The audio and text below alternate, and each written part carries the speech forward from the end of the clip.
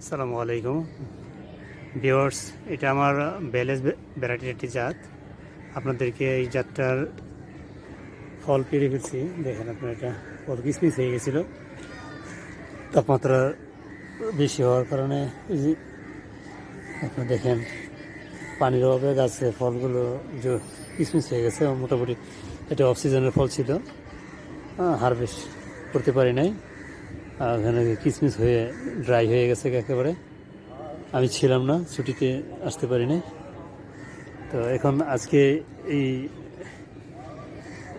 ফেব্রুয়ারি মাসের first week আমি এটাকে আজকে প্রুনিং করার প্ল্যান করেছি। আপনাদেরকে কীভাবে প্রুনিং করতে হবে এই প্রুনিং পদ্ধতিটা আমি দেখাবো।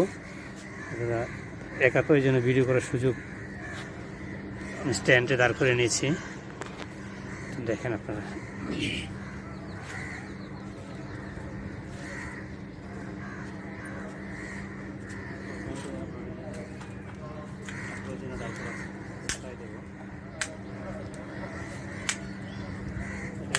ব্যাক প্রুনিং করবো আমি।